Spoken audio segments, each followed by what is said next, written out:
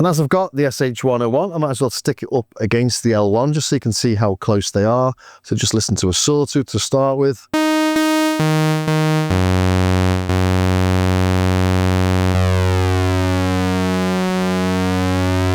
Pretty close, that, isn't it? They're almost identical.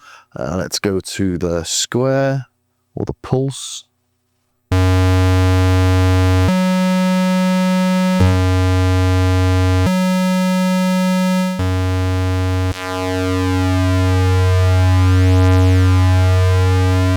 Slight difference in the width of the pulse, I think, on the SH101 there. It's not quite as pulsy, as square as the L1. And then should we go to the sub?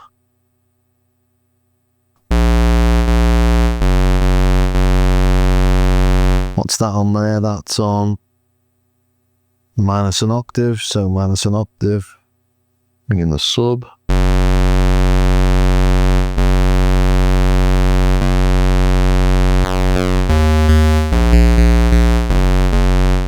Again, close as really, isn't it? And then let's play with the filter, because this is the really cool bit. If I bring in a sawtooth on both of them. Or should we do some PWM first? Let's do some PWM first on the square. Bring on LFO. Let's try that over here. So we bring in PWM. Put it onto LFO.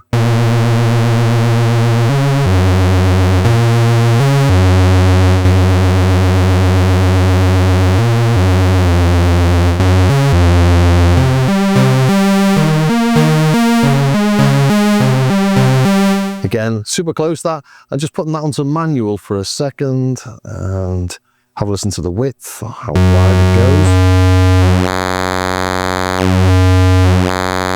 goes. And again over here.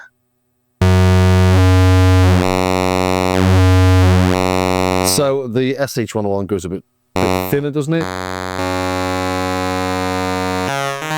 So a small difference there, not a huge difference. Maybe it's likely you get something similar if I had two vintage SH101s next to each other. But let's take a quick listen to the noise. Back over here. There's one a bit louder perhaps on the noise.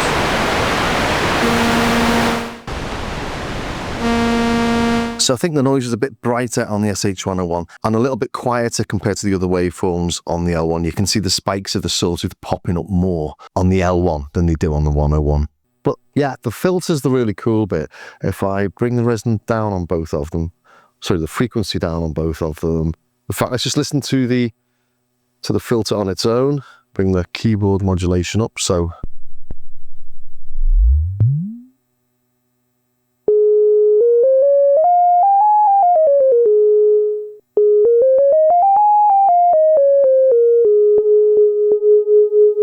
I've got them really close there.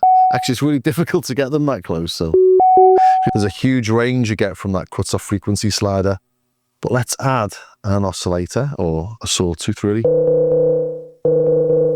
So again, that's pretty damn close considering you just see me sort of do it live. So those nice little things you get from the SH101, which to me are these things. The L1's right on there. Minor differences in tuning, but you know, you're talking fractions of millimeters that you got to move this to change it by whole tones. But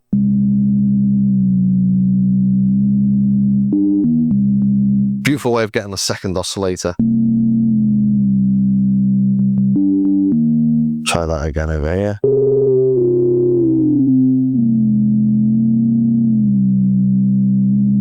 Oops.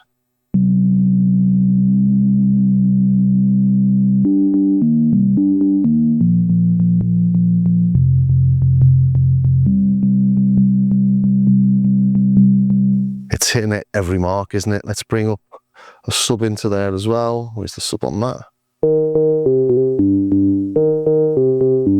Still matching it. Bring in the pulse. Let's put that LFO on there. Bring in the pulse. Let's put the LFO on.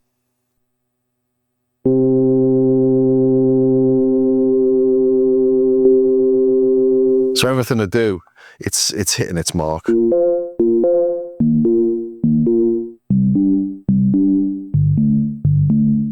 Sonically, I'd say it's really in the right ballpark, isn't it? In fact, it's spot on, isn't it?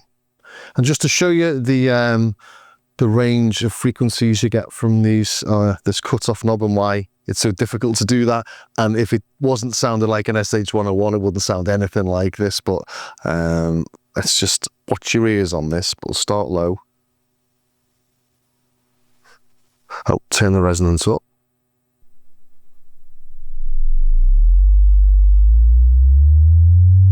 And I'll just whiz that all the way to the top, so be careful with your ears.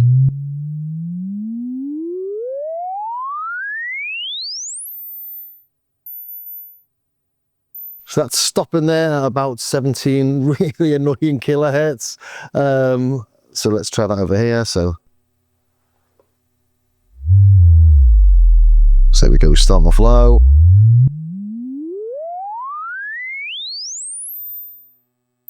And there you go, same. So what else should I try? I know, some envelope modulation. So on this, well, just to see how fast it is really.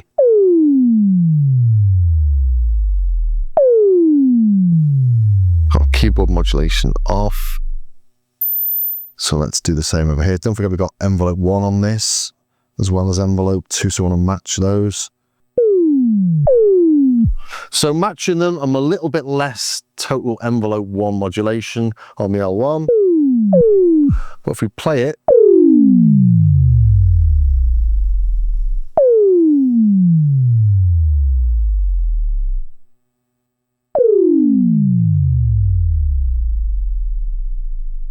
and if we go to snappy little things, let's leave the envelope modulation up.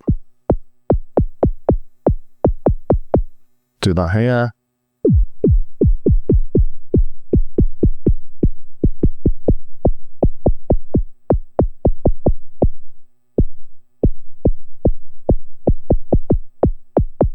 Yeah, the difference in the envelope modulations just mean we've got to play around with it a little bit, but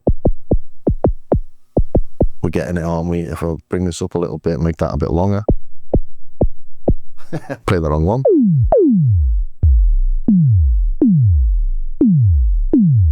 Try that again.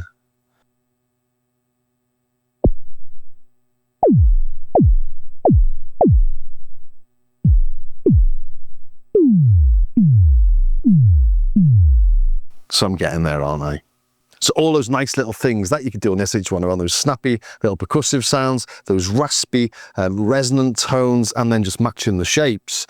Yeah, it's all there in the L1. So what do you think? Let me know in the comments. I think sonically it's remarkably close. The few enhancements like the triangle and extra ADSR are useful. It doesn't sound exactly like my vintage unit. There were a couple of very minor differences in the square and the noise wasn't as bright or as loud, but when I'm programming it, it feels like an SH101. I'm getting all the tones I expect and love from it. I think this little comparison track really does demonstrate that. Well, I hope that was interesting. I hope it was of some use to somebody somewhere. If it was, please subscribe, ring the bell, share the love, do all that sorts of stuff. But most of all, thanks for staying to the very end, and I'll see you next time.